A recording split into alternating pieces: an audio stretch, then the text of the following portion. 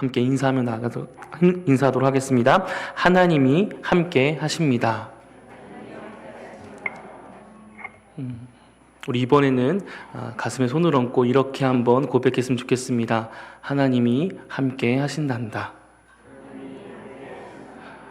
오늘 하나님이 함께 하심을 다시금 기억하고 깨닫고 돌아가는 시간이 되었으면 좋겠습니다. 우리는 계속해서 출애굽기를 저와 함께 살펴보고 있습니다. 출애굽기는 모세가 기록하였다고 우리가 알고 있으며, 모세는 창세기로부터 시작해서 신명기까지 기록을 했고, 이것을 우리는 모세오경이라고 부릅니다. 출애굽기는 이집트에서 고통을 당하며 살아가던 하나님의 백성을 하나님께서 구출하셔서 약속하셨던 그 가나안 땅으로 하나님과 함께 걸어가는 여정을 우리에게 보여주고 있습니다. 출애굽기 1장은 이집트에서 이스라엘 백성의 수가 많아진 것이 그 바로에게 두려움이 되어서 이집트의 왕이었던 그 바로 왕은 히브리 사람에게 태어나는 아이 중에 남자아이는 다 죽이라는 국가적인 명령을 시행하게 됩니다. 그리고 오늘 본문은 그 명령이 시행되고 나서 한 아이가 태어났다고 기록하고 있습니다. 출애굽기 2장 1절로 2절 말씀을 제가 읽겠습니다.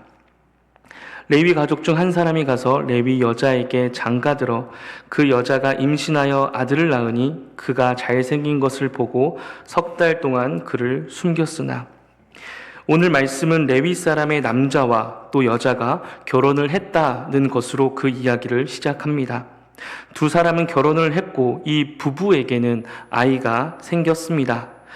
축하받을 이야기이지만 안타깝게도 남자아이가 태어나게 됩니다.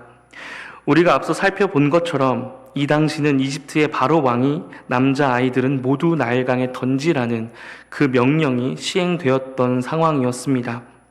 아이를 임신한 것은 너무나도 축하받아 마땅한 일이었지만 그 아이가 남자라는 것은 너무나도 안타까운 상황이었습니다. 남자아이를 낳은 어머니는 바로의 이러한 잔인한 명령이 있었지만 그 아이를 바로 나일강가에 던지지 않고 숨기게 됩니다. 그 아이를 숨긴 이유를 성경은 이렇게 기록하고 있습니다. 출애굽기 2장 2절 말씀입니다. 그 여자가 임신하여 아들을 낳으니 그가 잘생긴 것을 보고 3달 동안 그를 숨겼으나, 어머니가 자신의 아이를 숨긴 이유는 그 아이가 잘생긴 그것을 보고라고 말합니다. 얼마나 잘생겼길래 그 당시에 신의 아들이라고 불렸던 바로 왕의 명령을 거절할 정도로 그렇게 숨겼을까요? 그 아이가 잘생긴 그것 때문에 숨긴 것이라고 한다면, 만약에 못생겼다면 그 아이를 나일강에 던졌다는 말입니까? 무엇보다도 부모가 자녀를 낳았는데 어떤 아이인들 잘생기거나 예쁘지 않았겠습니까? 아버지는 그렇다 치더라도 약 10개월간 아이를 임신해서 산고를 겪어서 태어난 자녀가 어머니 눈에 예뻐 보이지 않았겠습니까? 너무나도 당연한 이야기를 하고 있습니다. 그러나 그것이 바로의 명령을 어기며 모든 가족이 위험에 처하게 될 정도로 보기에는 아이가 잘생겼으므로 숨겼다라는 것은 설득력이 조금 부족합니다. 그런데 오늘 성경 저자는 아이를 숨긴 이유가 이렇듯 설득력이 없어 보이는 이유, 그 아이가 잘생겼기 때문이라고 말하고 있습니다. 어떤 해석은 이 본문이 앞으로 장차 이스라엘을 구원할 모세라는 한 아이의 비상함을 예견하는 표현이라고 하기도 합니다. 그래서 이 어머니가 그 비상함을 보고 도저히 죽일 수 없었다고 해석하기도 합니다. 그러나 오늘 본문은 정말로 그 아이의 외모가 뛰어났다거나 아름다워서 비상한 인물이기 때문에 어머니가 그 아이를 죽일 수 없고 숨길 수밖에 없었다라며 그 외모를 극찬하는 그런 대목이 아닙니다. 오늘 이 말씀은 더 깊은 신학적인 의미와 우리에게 주어진 신앙의 의미가 담겨 있습니다. 그가 잘생겼다라는 이 단어를 보면 히브리 단어로 토브라는 형용사 단어를 사용하고 있습니다. 이 원문을 직역해서 2절을 보면 이렇게 해석할 수 있습니다. 그 여자가 임신해서 아들을 낳았습니다.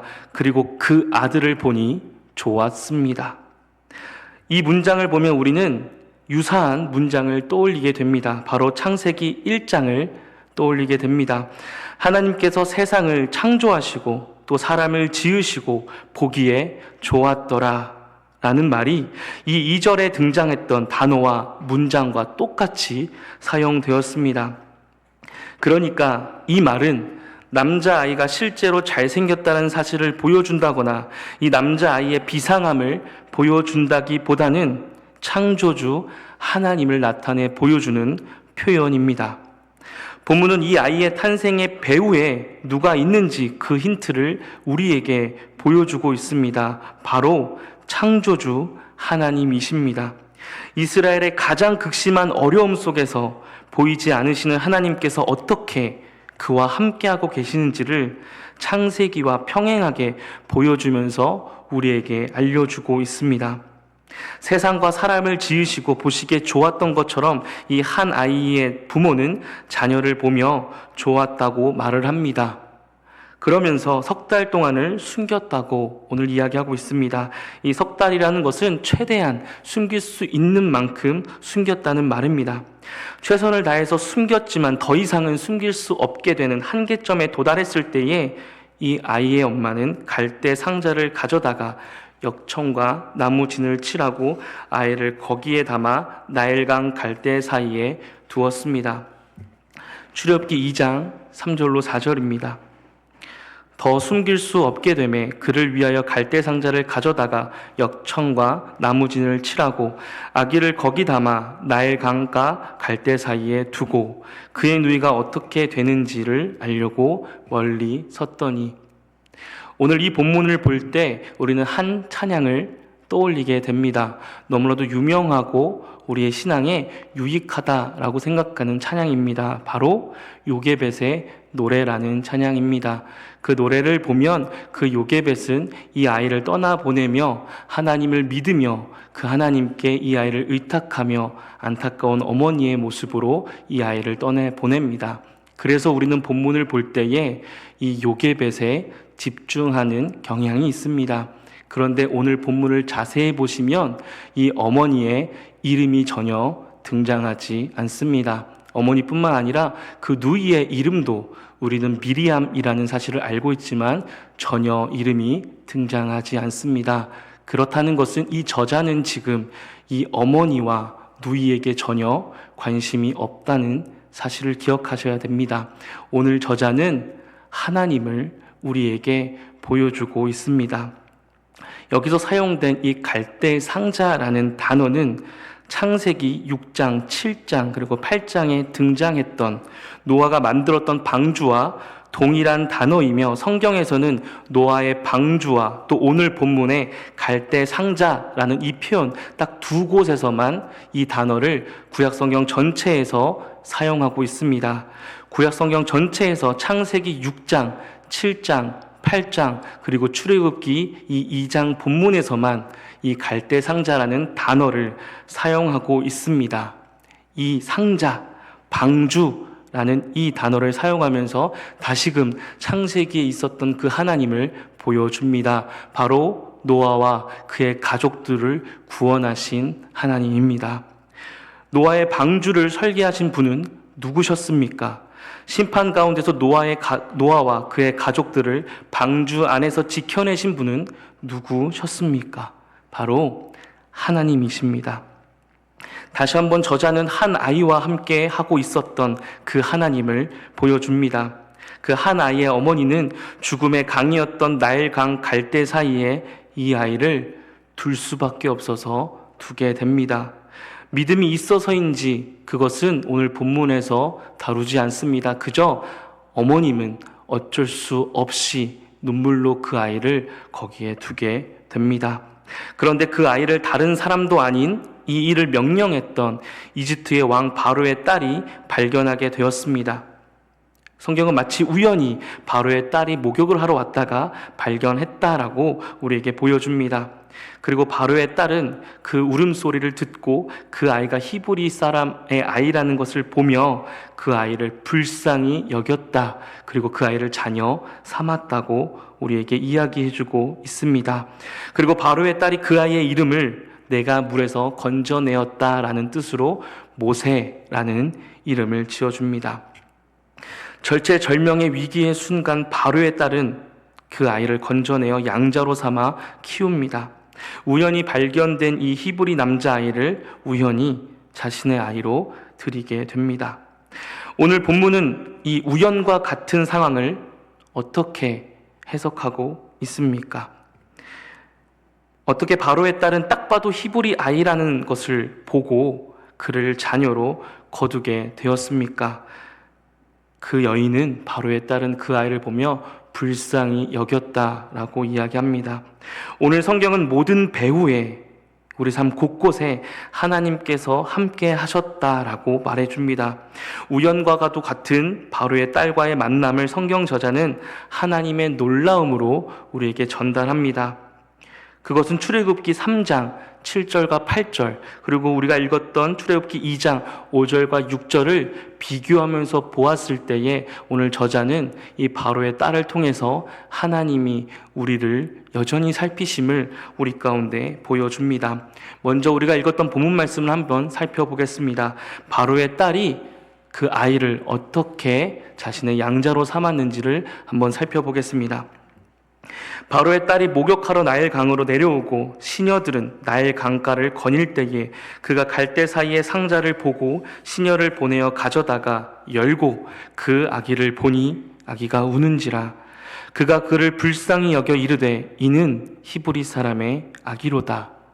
이렇게 바로의 딸은 아이를 건져냅니다.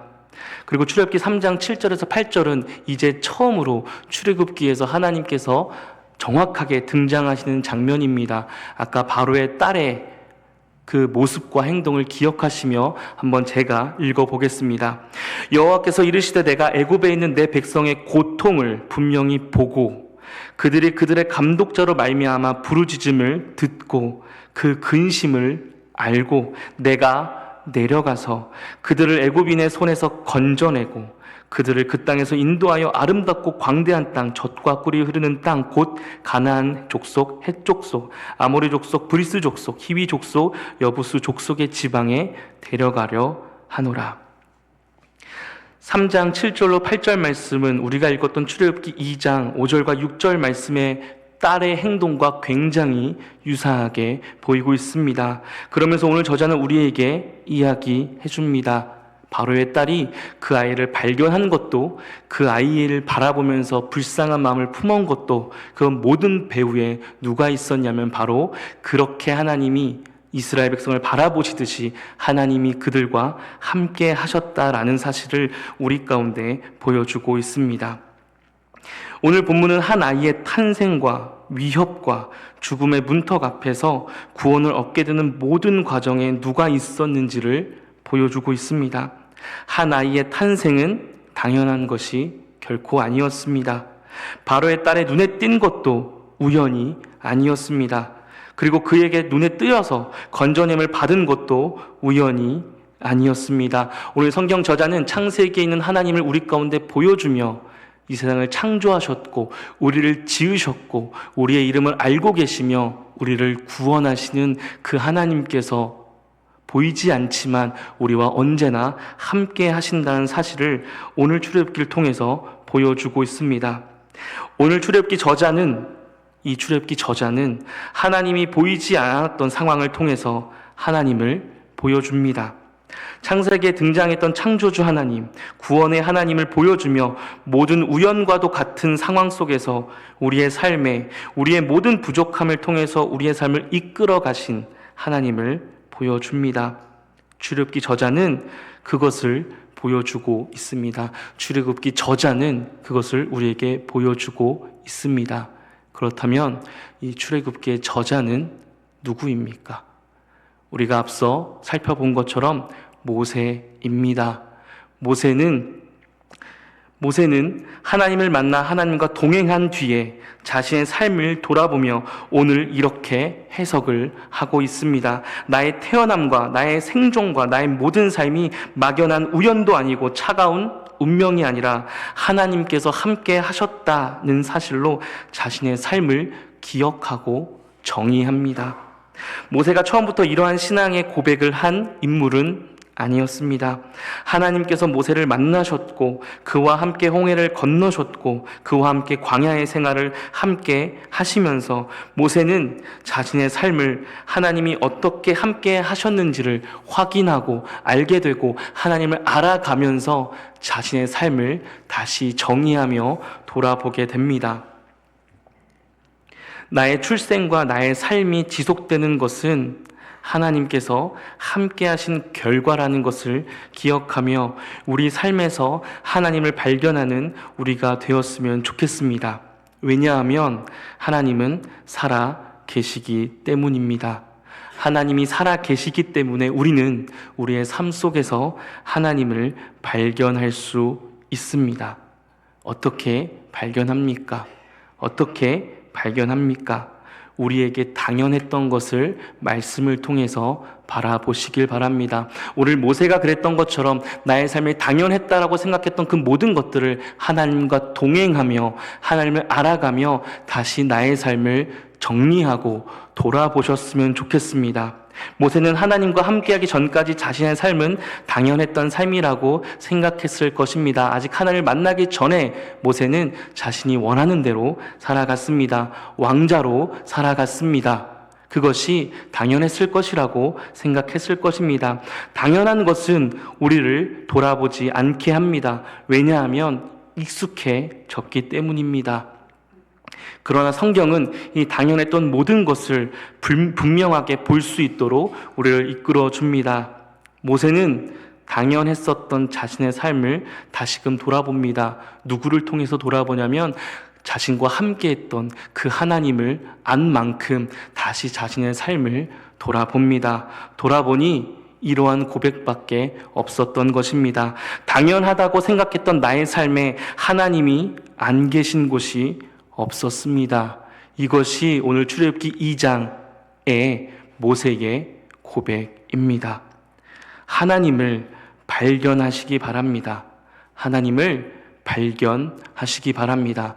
하나님은 살아 계시기 때문에 또 하나님께서는 우리에게 발견되기를 원하시기 때문에 우리를 만나 주십니다. 말씀을 통해서 우리의 삶을 살아가시며 살아가는 그 삶 속에서 하나님을 알게 된 만큼 우리의 삶을 다시금 돌아보시기 바랍니다. 찬송가 중에 이러한 찬송가가 있습니다. 세상이 흔들리고 낙심되고 어려움이 있을 때에 가진 복을 세어 보아라. 가진 복을 세어 보아라. 우리에게 당연하다라고 생각했던 것을 다시금 돌아보며 하나님이 우리에게 무엇을 주셨는지를 다시 한번 정의하며 정리하며 우리 삶 곳곳에 하나님이 계신 적이 한 번도 단 한 번도 없었다라는 사실을 고백하는 우리가 되었으면 좋겠습니다. 그 사실을 기억하셨으면 좋겠습니다. 하나님이 우리와 함께 하십니다. 하나님은 나와 함께 하십니다. 그 명확하고 분명한 사실을 우리는 이 한 주 동안 고난주간을 통해서 경험하지 않았습니까? 하나님이 함께 한다는 그 명확하고 분명한 약속을 우리는 이 한 주 동안 보지 않았습니까? 바로 예수님이 역사적으로 그 모든 전 세계 모든 사람이 알 정도로 하나님께서 우리와 함께하기 위해 이 땅에 오시지 않았습니까? 그 하나님, 우리와 언제나 함께 하시겠다고 약속하셨고 그 약속을 지키시며 우리 곳곳에서 언제나 함께 하시는 그 하나님을 발견해 내시길 바랍니다. 하나님은 우리에게 곳곳에서 하나님을 보여주고 계십니다. 그 하나님을 발견하며 우리의 삶을 다시금 정리할 때에 우리의 삶 곳곳에 하나님이 계시지 않은 곳이 없었다라고 고백하며 그 고백을 또 다른 사람들에게 전하며 하나님 안에서 성장해가는 우리 모두가 되기를 주님의 이름으로 간절히 축복합니다. 기도하겠습니다.